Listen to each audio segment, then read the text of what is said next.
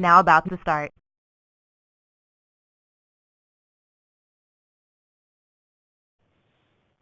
Hello and welcome, everyone. Thank you to all of our online viewers for joining us on today's webcast.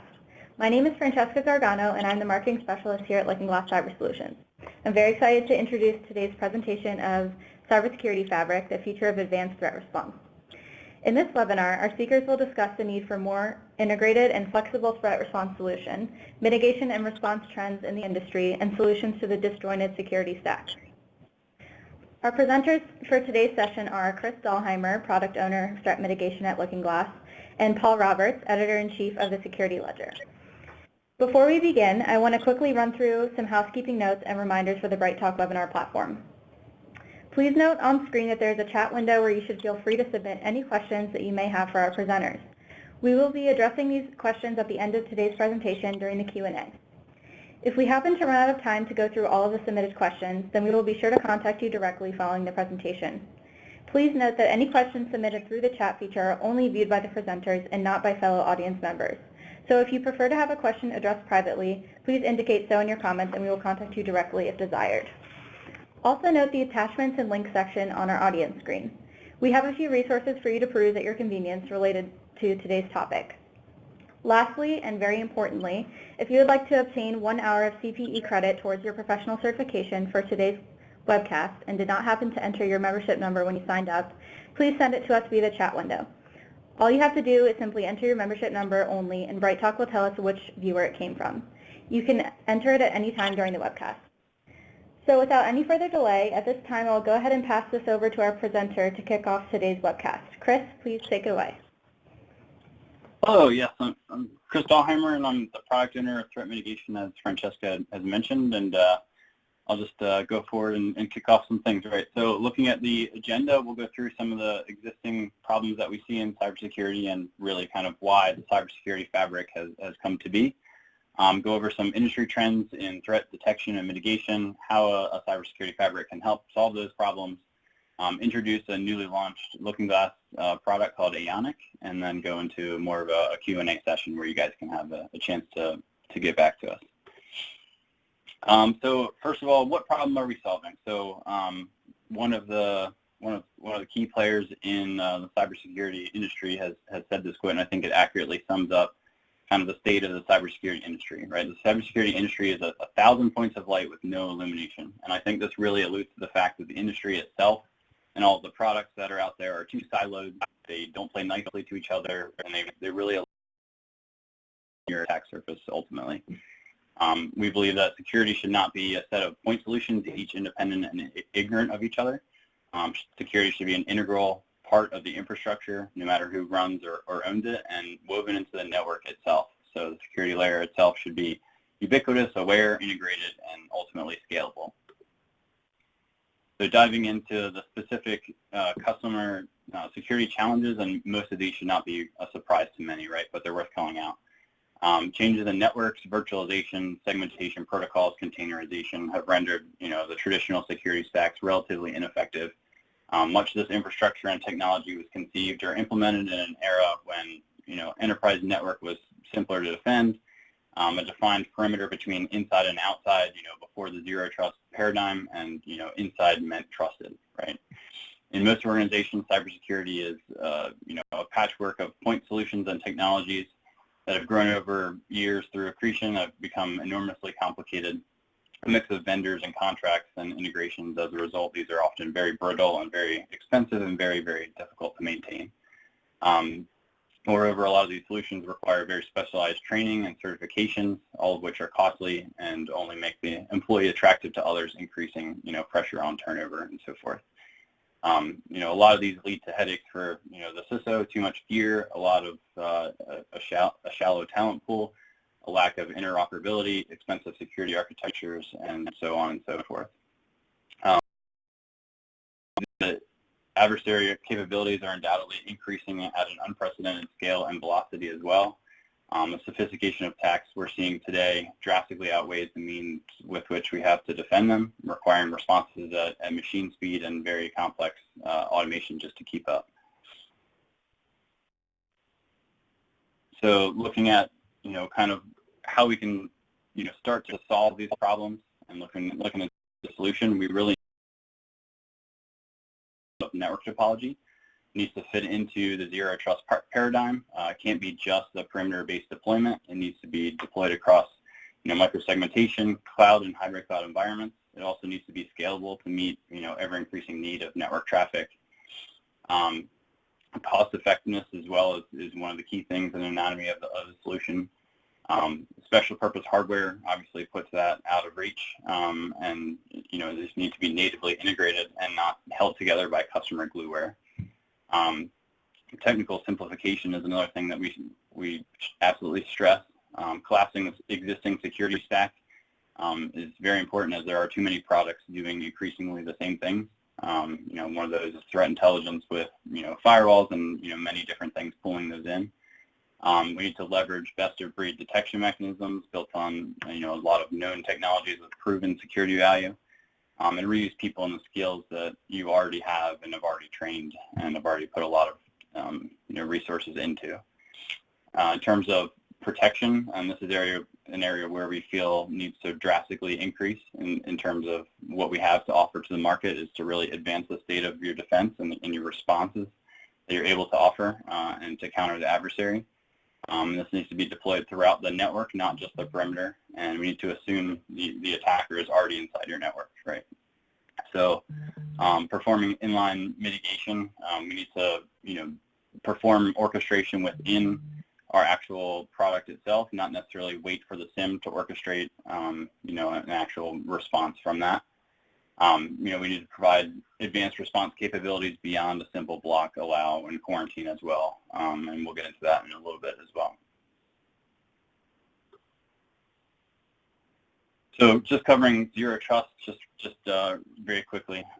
So there are several assertions with zero trust, right? The network is always assumed to be hostile. The external and internal threats exist on the network at all times. Network locality is not really sufficient for deciding trust. Every device, user, and network flow is authenticated and authorized. Policies must be dynamic and calculated as many sources of data as possible. And all this really points to the fact that perimeter-only deployment is no longer sufficient, and a distributed problem requires essentially a distributed solution. And that's why we've really come to the fact of a cybersecurity fabric. So with all that said, how do we go about attempting to apply effective cybersecurity mechanisms to such environments where everything is perceived to be hostile? And what we really come to realize is that, it really needs to be a distributed fabric of, both sensing and mitigation points of presence throughout your network, not just at any one point in place. And this is really kind of going against what a lot of we see being deployed into the marketplace. Where most security platforms are, just a single environment doing a very specialized thing, deployed, just a couple places or a single place in the network, and that's why, the SIM really exists. So the cybersecurity fabric, on the other hand, is, a new architectural approach to security enabled by open standards and protocols, and that really allows an organization to connect and leverage, different security capabilities into a unified and coordinated security response capability. This can be applied throughout an organization's entire business ecosystem, including servers, desktops, network, cloud, hybrid cloud. And once fully combined and integrated, an organization's network and security infrastructure can be controlled, configured, and orchestrated all through that single interface.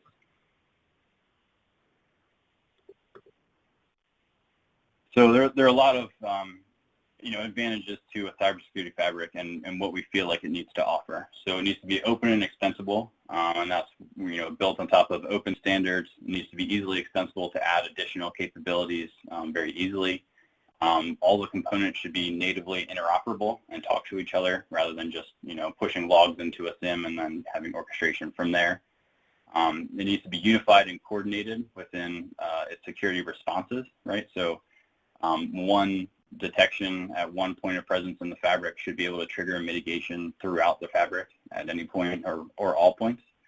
Enhanced visibility across the ecosystem as well. To we need to combine detections at different components in the fabric as well together, and then drive mitigations from that. enabling a more cohesive and robust security posture just based on the fact that it's, a distributed based system, as well as the ability to offer responses both in the network, in the cloud, and on the endpoint as well. More effective threat detections, looking across, multiple threat detection engines, whether it's signature, behavioral, even machine learning, and AI eventually too. Threat responses at the most effective and appropriate points in the network, right? So if you detect something at the enclave level, you may actually want to perform the response at the perimeter or vice versa. And, that just speaks to the fact that the Cybersecurity Fabric is able to take a detection at any point in the fabric and trigger a mitigation, in a very pointed and tactical way. Obviously, easing integration panes built on top of open standards again. Scalability, and this really points to the fact that, networks are constantly increasing, with which, the required throughputs. And then orchestration and automation is increasingly more and more important. If you rely on orchestration at the level of the SIM, the packets have already gone across, the session is already closed, right? You're undoubtedly going to miss patient zero every time. So orchestration within the fabric itself is very important as well. So this is just kind of going over sort of the logical architecture of what the fabric might look like, pulled out of what your network topology and where it would fit in. That's the next slide. But looking at the different components within the fabric, right? We have the controller, which essentially will control the entire fabric, a single point of presence and single pane of glass that you see into the entire fabric. And that'll handle all the integrations and so forth, and handle all the inner communications to all of the network nodes and points of presence, as well as all of the endpoint agents as well. So that's just kind of the logical architecture of how everything's going to fit together. And then looking at kind of an overview of what a traditional network topology would actually look like, and where you would deploy these points of presence of the fabric interwoven into your network, right? So the little stop sign based symbols are deployed throughout your network, right? So these would be placed, fabric components would be placed in the DMZ. They would be placed, up in the cloud, down at the enclave in front of user work groups, as well as, in front of critical business functions like database work groups. At the perimeter, I would even deploy one on the outside of the perimeter to see, gain visibility into what the attacker is trying to, target you on the external side of your network.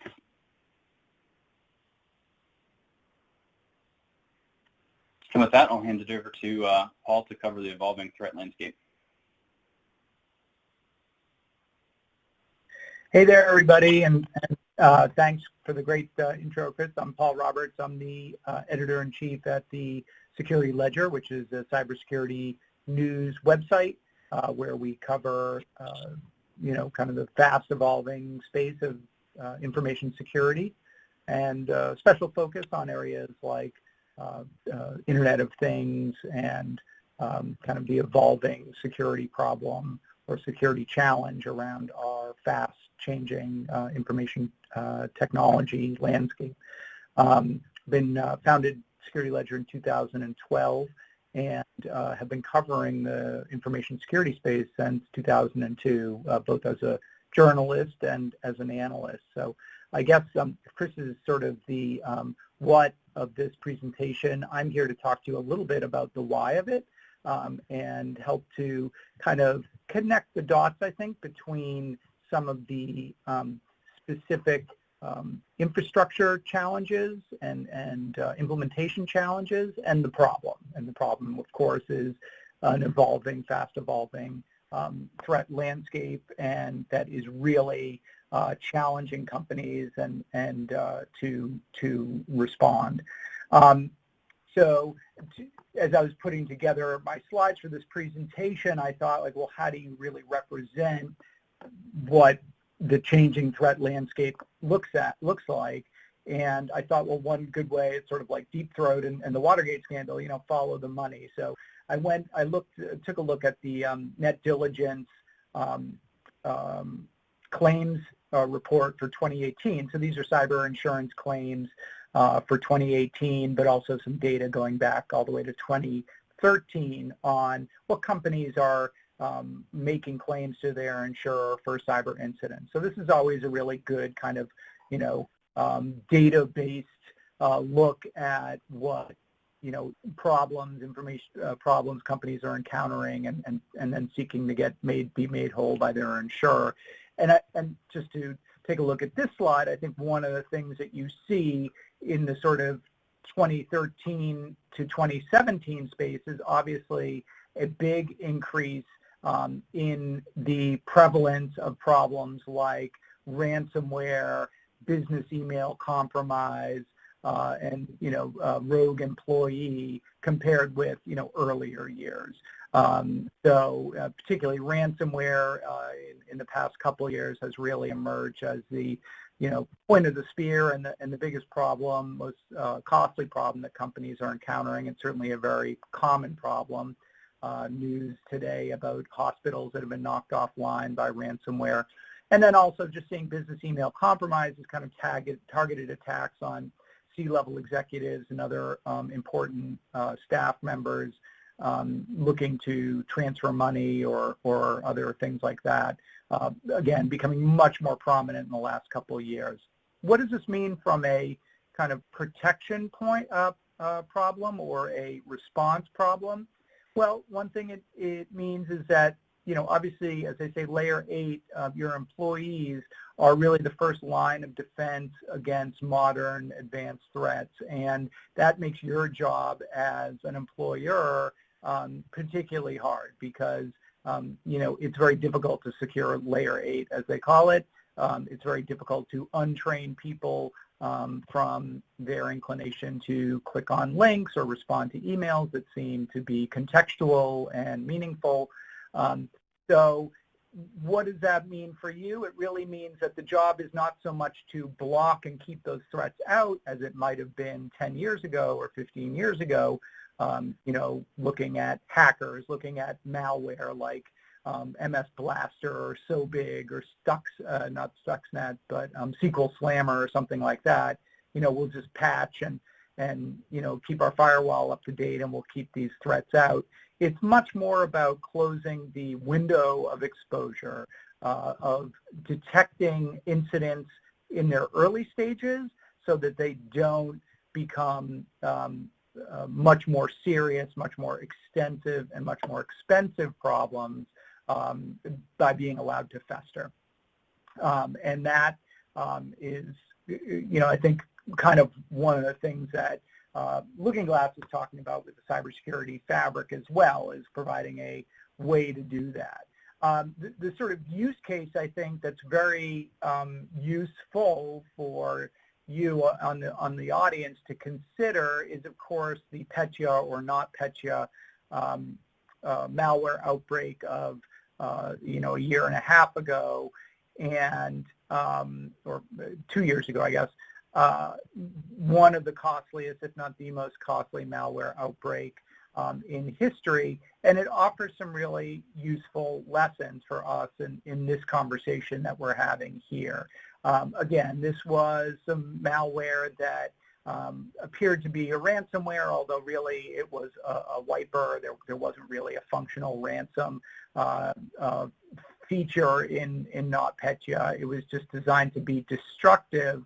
And it spread initially via a signed update from a Ukrainian firm, Aeonik, that made some kind of financial software that was pretty widely used in that country, but also throughout Europe and even in the United States, and kind of tax preparation software, and was powered by Eternal Blue, which was a hacking tool developed by the NSA around a very powerful exploit vulnerability in Microsoft's Windows software.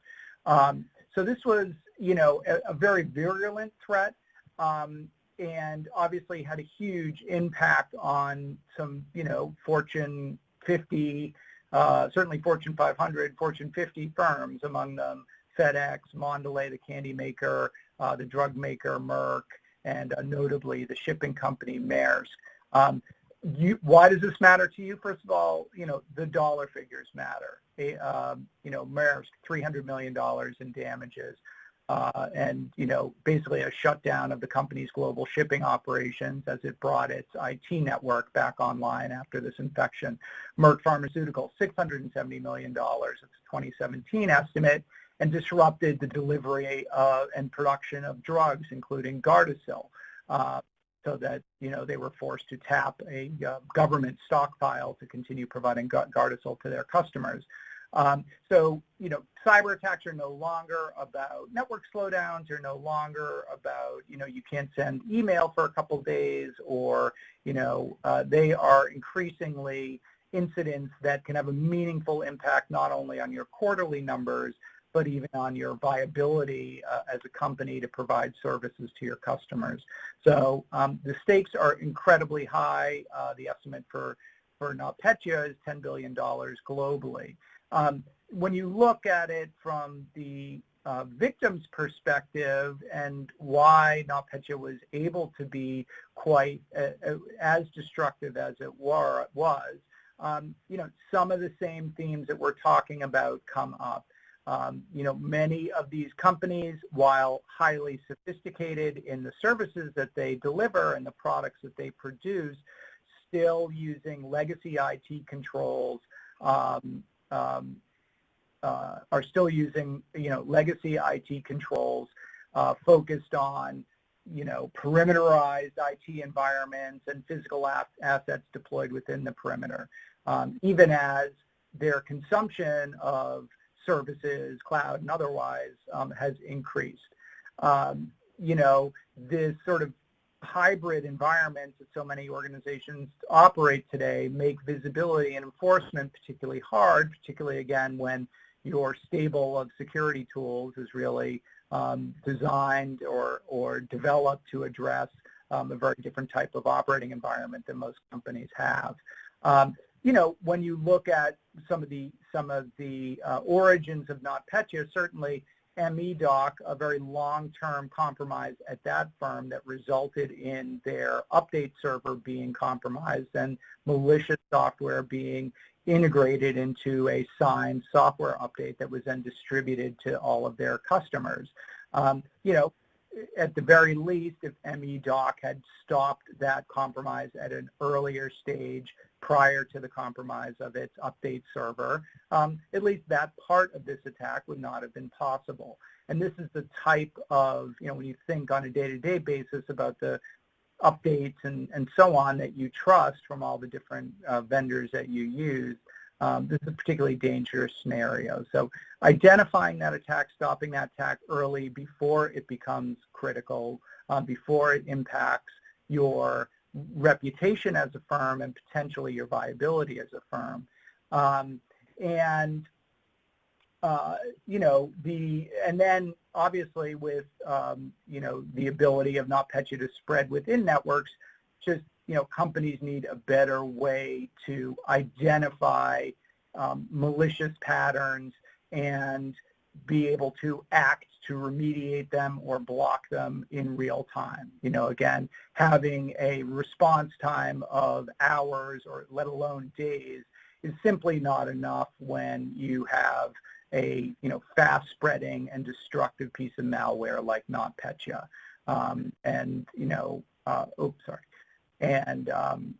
So I think those are some of the lessons of that attack.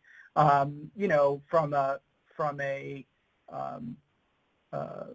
cyber attacker's point of view, some of the things that are really apparent now, obviously, is cyber criminals are interested in targeting weak links, so they are not necessarily going to knock on the front door of your network. They're more than happy to target employees and do research, open source research online to profile and target individual employees who might have high levels of access.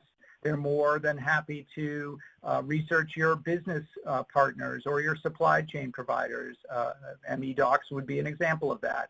and see if they might provide an easier way of entrance, an easier way of access than trying to hit your network and your system straight on.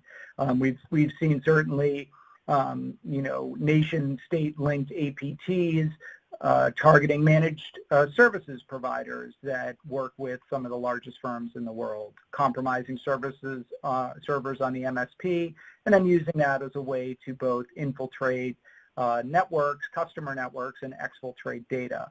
So those are all things that are not just theory, but in fact, there's a lot of evidence that those types of attacks are happening as we speak. So managed service providers, contractors, business partners, and obviously cloud providers increasingly are potential weak links in your organization's cybersecurity program, and you need to be able to monitor and also remediate those threats when you identify them. And obviously we've seen that, unlike, 15 or 20 years ago, attacks these days, you are not necessarily going to know that they're happening. So they're going to be low and slow. They will bide their time, establish a presence on your network, and gradually expand that through privilege escalation and account takeovers and so on. And then, act when at a time of their choosing. So you certainly can't always count on malicious activity jumping out at you from the data that you're getting. You need to be able to spot more subtle attacks and lateral movement and so on. The model that I think a lot of organizations are looking to that sort of embraces some of these trends and seems to be a good way of at least conceptualizing how to secure these, hybrid and diverse environments that companies are operating is the sort of Forrester's like zero trust security model. This is obviously, as this diagram would suggest, very data-centric model that acknowledges both the extended and perimeterless nature of modern IT environments. So the fact that your employees are not just working in their cubicles; they're connecting to your to network resources from home, from the road, on all manner of devices. That you have applications and both recognized and shadow that involve cloud-based services and service providers. So these are much more challenging environments to secure, and zero trust really envisions the use of micro perimeters and micro segmentation to isolate and sort of obfuscate sensitive data. So it takes a data-centric approach, understanding what your critical data is, and your critical IT assets are, so kind of a risk-based approach, and then really preventing the sort of, the ability of attackers to move across networks from low-value assets to high-value assets seamlessly and trying to thwart that. And it takes a look at sort of a holistic view of security that encompasses, first of all, users and user privileges, but also, different network processes that you use. And the focus really of the zero trust environment is on kind of using good data and analytics to identify threats, and then increasingly to develop ways to automate and orchestrate responses to those threats. So much less whack-a-mole, much less discrete problem-based. So, we've got a virus, we need antivirus. We've got data exfiltration, we need data, data protection tools. Much more holistic approach, and one that I think companies recognize has a lot to offer. That said, I mean, zero trust networking, zero trust networks are not without their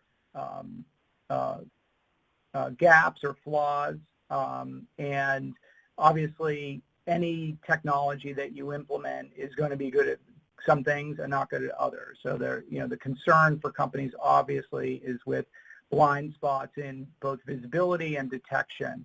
And are we aware of and monitoring the devices, the users, the activity that is important and that matters? And as everybody knows these days, there's a lot of security data to manage.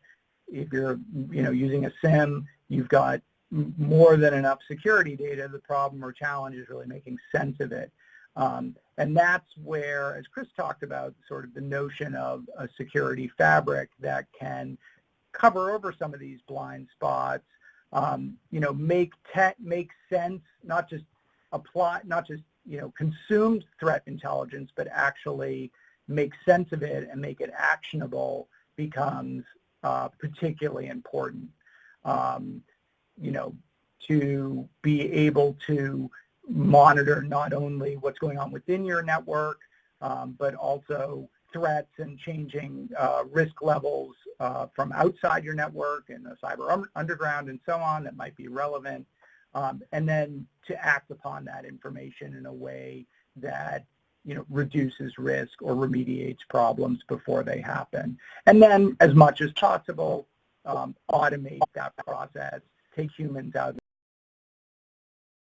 closer to real time, and close that window of vulnerability, that window of attack, as close as you can get it. That's increasingly where companies are going to try and address this changing threat landscape. I think the notion that you're going to identify, spot, and block every threat or attack, people have let go of that. And I think with that, I'll hand back to Chris, and you can talk just a little bit about Aeonik, which is LookingGlass's security fabric that does some of what I'm talking about. Chris, you want to take over? Sure. Thank you, Paul. Yeah. So as Paul alluded to, we had just released this product last Wednesday, so just a week ago now. So this is LookingGlass's implementation of a security fabric, really targeted at an IDPS solution and trying to redefine what a next generation IDPS really should be. So we tried to think of how we would approach this problem in terms of solving it for an IDPS market, as well as integrating a cybersecurity fabric into that. So we've built this on top of LookingGlass's Packet Linux secure and performance-oriented operating system. We also have a couple different main key components. We have a controller that handles centralized management. It's OpenFlow compatible, so we can push OpenFlow commands to an OpenFlow controller. And we have our own extensible Open API that handles all the log aggregation as a single touch point for the Aeonik solution. We also have the network nodes, which are deployed throughout the network, and these are built on top of Bro as the initial sensor engine. We've actually extended that to directly trigger mitigation from those Bro scripts. So we can deploy the network nodes in either addressable or stealth mode. So we can do it where there's no layer 2 or layer 3 addresses, and traffic just passes through like a bump on the wire. Or we can be addressable, so we can actually provide a layer 2 or layer 3 address, which is required in some cloud-based environments.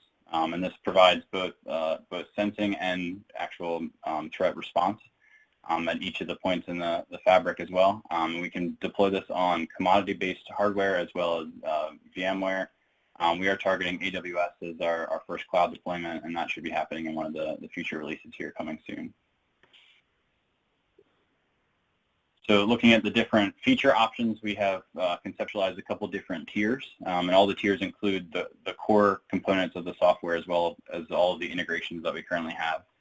We have the visibility tier, and that's really targeted at the IDS market, and that will actually not perform any mitigations, but it will actually try to perform all the detections and visibility that you would get from any of the tiers and try to trigger the mitigation, but it actually won't go through and be executed.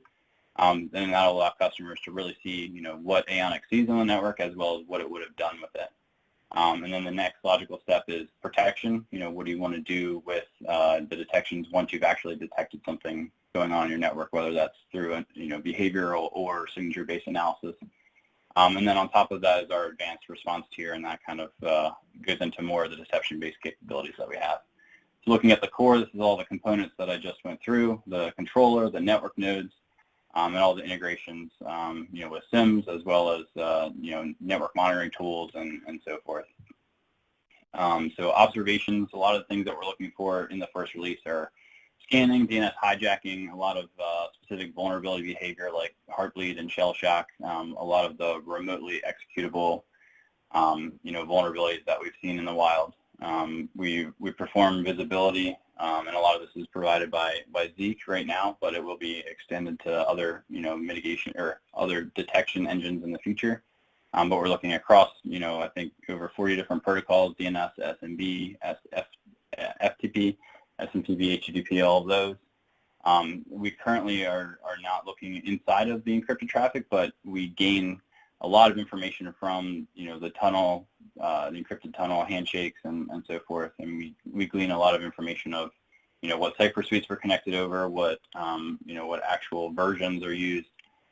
We extract all the certificates, and we can perform certificate validation against the CA or even determine if that certificate should be valid by date as well. And then inherently having, being deployed in a fabric architecture across your entire infrastructure, we inherently, essentially build an asset collection list, and we can determine, everything that we've seen communicating on the network in terms of building a communications and connections graph, as well as determining all of the hosts that are on your network, services, versioning, information, and so forth. And we can build behaviors around, what should be in your network and what should not be. So once you determine... That's like a big problem that companies have from my conversations, is just identifying that asset inventory and understanding kind of what's out there to protect and like where that sensitive data actually lives. Correct. Yes, absolutely. So that is one of the things that we saw, and this was kind of just a byproduct of being deployed in a fabric-based architecture that will have visibility in kind of all points of the network, right? But yes, absolutely. There are whole products kind of centered around asset collection and compliance, right? So the ability to have Aeonik, listen passively on the network, pulling off all of the services and version information and all of the ports and protocols used from different assets on your network, whether they should be on there or not. We can build and drive behaviors and issue mitigations for those as well.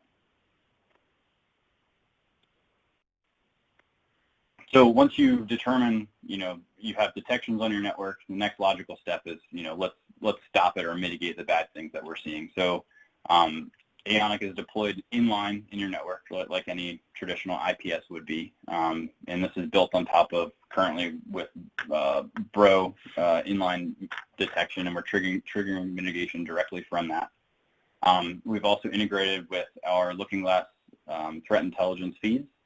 We're pulling in malicious URL, phishing URL, and C2 domains right now, but we can accept any STIX 2.1 and TAXI 2.1 threat intelligence as well.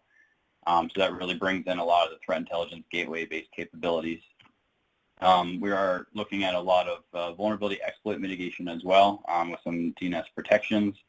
And shortly in the next couple of releases, we'll have vulnerability camouflage as well, in terms of being able to not only see that some hosts on the network are communicating over some insecure protocols or unpatched systems, but we'll be able to potentially overwrite those values and make it look like those hosts are actually patched when they're not. And that just really buys the time of the security team to get those systems patched and updated and so forth. And the last one there is dynamic zone protection, and this really speaks to being built on top of the Cybersecurity Fabric kind of architecture. And that's really, the key point here is that any detection that we see throughout the Aeonik security fabric, we can trigger the mitigation action and response everywhere else throughout the enterprise or where Aeonik is deployed. So we can do that by zone. So if we see something into your internal points of presence for Aeonik and preemptively stop some things or so forth. And then the last tier, the advanced tier, and this is looking at modeling at kind of a higher level conceptual idea, in MITRE ATT&CK framework, right? Instead of saying this signature or this behavior matched, but giving the customer the understanding and high level kind of context of what that maps to, what adversary and what TTPs are they specifically seeing, what broader picture is that part of. This is also, enabling a lot of deception-based capabilities. We can transparently reroute traffic based on any detection into a honeypot or deception-based technology as well. We've already integrated with Smokescreen, but we can integrate with others down the road as well. Session hunting, archive, and query. That's essentially just an advanced PCAP capability. So as Aeonik is seeing packets going across the network and its points of presence, it's actually archiving all those packets. And at any point in the session, you could say, I want to pull a PCAP from that session, and it gets the whole session rather than just from that point on. And that really just allows you to get a lot of the information from the beginning of the session, which is usually the most important in an incident response. And then the last is malware capture, integration, and query. So Bro inherently is very good at file extraction and protocol independent pulling files off the network. So once the file's at rest, we can compare the SHA sums to virus total, send it into sandboxing technologies and so forth from there. And Chris, these modules, are they is it a progression or is it a la carte? So do you move from core, add, observe, protect, and then the advanced, or can you kind of pick and choose among them?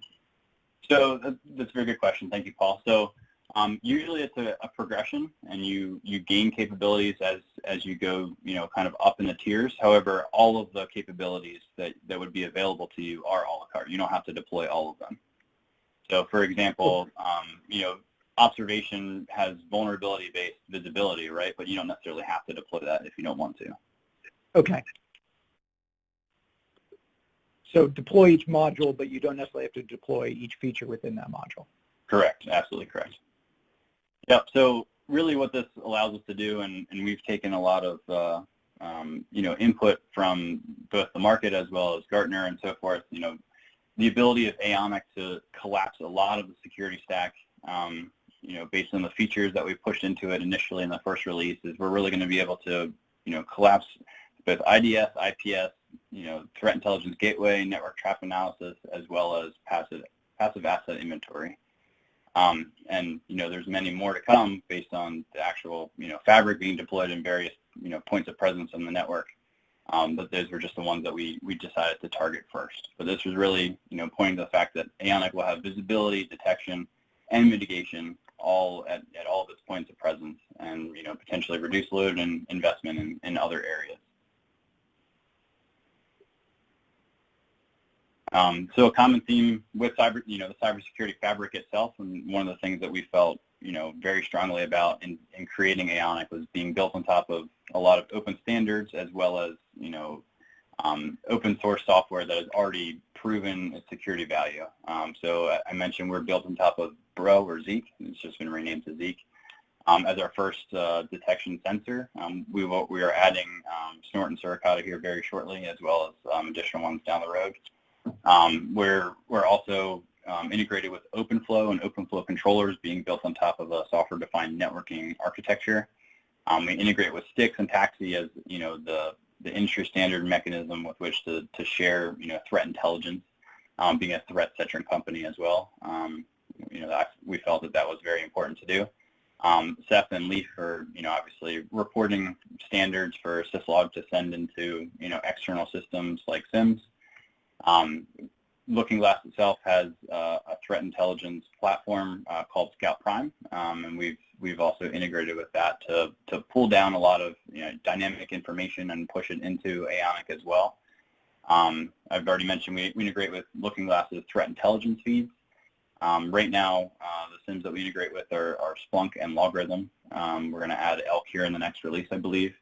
And then Smokescreen is the first deception-based technology that we're integrating with as well. And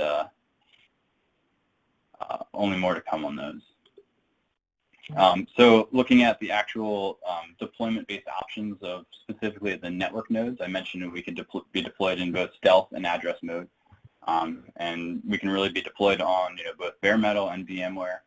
And address mode really requires is required in AWS just for the routing environment there. So that just really means that in address mode, if an adversary does a trace route, they'll see you in the path, right? Because you're addressable, but stealth, you're actually not there. So I believe there's a question about how the fabric can become a new and powerful attack surface. So the fabric itself isn't present on the actual network, so it does not increase your attack surface. So just kind of wanted to call that out. So the Aeonik Security Fabric, just to kind of summarize, right? So it's really about automation. It's decreasing the amount of time between detection and response, right? We should not be relying on the SIM to do orchestration. It's increased visibility being deployed, throughout your network at, illuminating all points and all corners of your network with different detection and sensing engines. It's integrating a lot of the threat intelligence that the security industry has built up over, the past couple of decades. Flexibility to really deploy into the various, architectures and network topologies of today and tomorrow. Offering advanced response in terms of, going beyond, block and deny and quarantine, and offering things like transparent route and, DNS redirection, as well as, vulnerability camouflage. We feel is very important and needed in a next generation IDPS. And then also deception-based enablement. We've mentioned we already integrated with Smokescreen, but the ability to transparently route traffic and based on any detection into that deception-based technology is inherently, enabling that deception technology to be more effective and increase your ROI in that sense. So all of this that I just talked about is available today. I saw one of the questions, how much is this being implemented? So we have everything that we've discussed, and it's ready to be deployed and evaluated. So with that, I think we'll go to the Q&A. Paul, did you have anything else that you wanted to cover?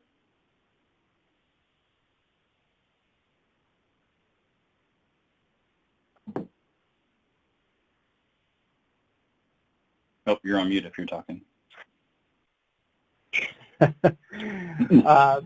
Most people like me better on mute.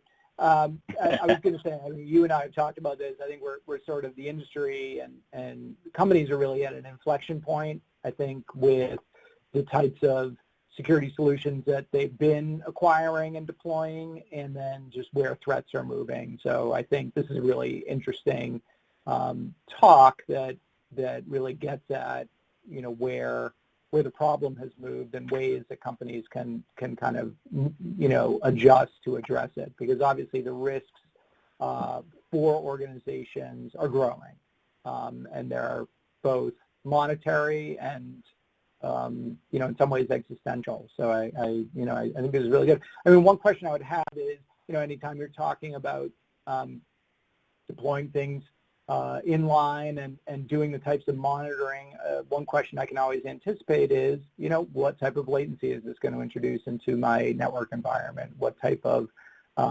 performance impact is this type of monitoring going to cause for my key services and applications?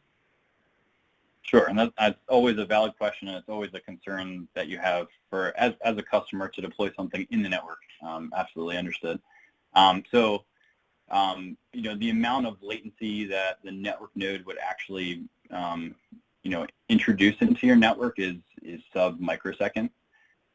So it really depends on the actual detections and mitigations that are occurring at that point in time, but it is very, very, very small. And obviously, we would scale a deployment based on the threat, based on the throughput that you actually need in that specific point of presence in your network and your network topology. So we would recommend the deployment with specific specifications that would actually be deployed on your network that would meet the bandwidth at that specific point in your network. Good to know.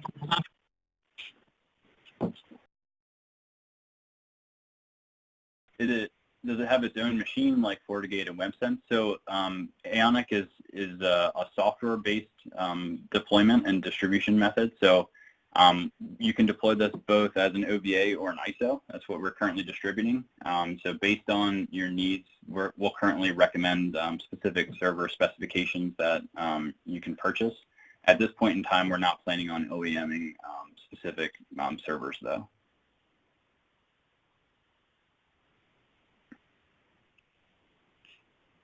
And Chris, just like to take the example of just looking at the data from Marsh, insider threat, malicious insider is a really common attack scenario that organizations are dealing with these days, and the definition of insider is certainly expanding. Talk us through, for a company that would be using the Aeonik Cybersecurity Fabric, how would that help with a common problem like insider threat? Yeah, great question. So Aeonik is inherently built on top of Zeek, which is behavioral analysis kind of at its best. So that is absolutely critical in determining an insider and determining what might be malicious insider kind of activities. So being deployed in a cybersecurity fabric throughout your infrastructure, right? That has the ability to not only see and model what insider activities should be normal and not normal, as well as take the mitigation and response at the appropriate point as well. Okay, so it's useful in spotting the types of anomalies that might indicate that there's been an account takeover or that a insider might have gone rogue.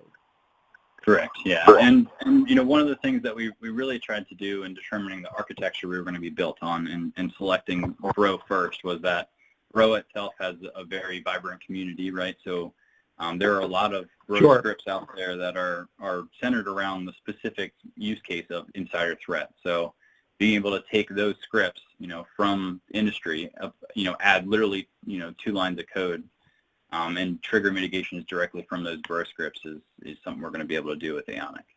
Right. So there's a lot of just existing scripts and user investment that's been done that you guys can leverage. Correct. Yep.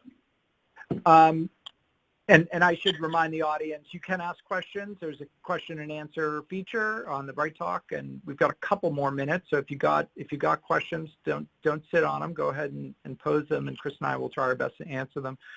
Chris, you talk about this as kind of a next gen IDS. I mean, if folks already have in IDS deployed, is this a rip and replace for those, or is it complementary to existing IDS deployments? Like, how does that work? I think right now that's really driven based upon the detection engines that a customer would have deployed, right? So with us being just including, Bro and Zeek, that's very complementary to somebody that already has Snort or Suricata deployed. In subsequent releases of Aeonik, we will absolutely have multiple sensing engines. So, this answer will change, right? But eventually this will be and is aimed to be a rip and replace of current existing technologies. And that's where a lot of the total cost of ownership of existing investments where, you have multiple different point solutions that are all trying to do just, a couple things really will come together, and you only have to deploy Aeonik. And I think one of the questions was how is it priced? So the current pricing model is based not on the amount of points that you're deployed, but the actual total gigs protected that you're seeing across the entire fabric. And we think that's going to be disruptive in the market as well. you know, based on paying for the fact that you only pay for what you really use. It really, you know, does not disincent you to, you know, deploy the cybersecurity fabric as many places as you can. Right, we want customers to deploy this throughout their network in as many places as possible, and that's where you'll glean the most, you know, value and information from it.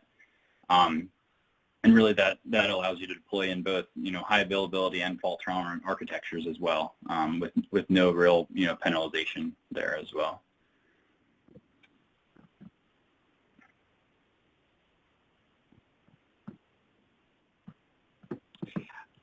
Okay.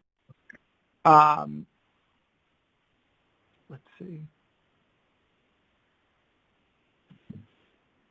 And I mean, we talked about sort of the extended network, Chris, and so as they look to deploy a platform, you know, Aeonik. I mean, as you know, and again, this is like there are many different stages or many different parts, but I mean, what would a sort of initial versus extended deployment of Aeonik look like?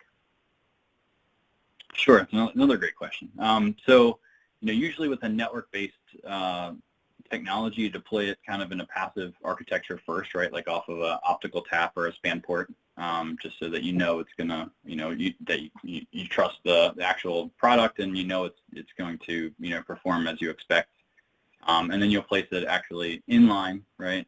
You know, in between two of your routing devices in your network, or in the cloud when we have that, as well as you know, kind of, you know, actually allowing it to do mitigation actions inline as well. So usually the sequence is you push it, you know, in a passive-based architecture first, then you put it inline but not mitigating.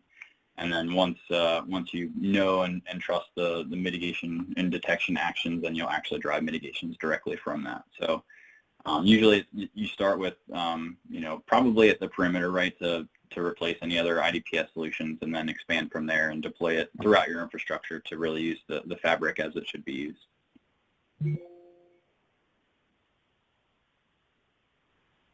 And are you gonna create is there a way for Aeonik customers to share scripts and other assets and resources, you know, across deployments? In other words, it's within the customer base. Is that part of what you guys are going to offer?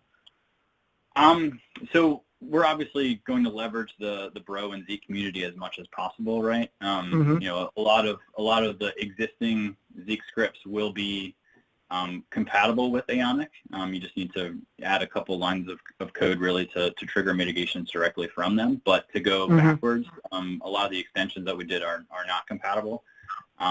So I mean, we are planning on doing some you know, contribution to the open source community, but we're not quite sure what that'll be yet, as well as, you know, the inner customer sharing as well. Okay. Well, we're okay, everyone. Yeah. With that being said, I think we just have a few minutes left. So I want to say thank you, Chris and Paul, for today's great presentation.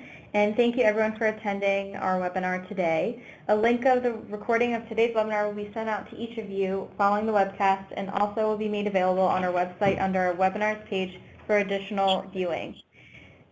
It will also be on our YouTube page, and be sure to tune in to our next webinar taking place October 31st at 1 p.m., where we will be discussing Zero Trust in the Workplace in celebration of National Cybersecurity Awareness Month. Thank you, everyone. Thanks, Thank you very much.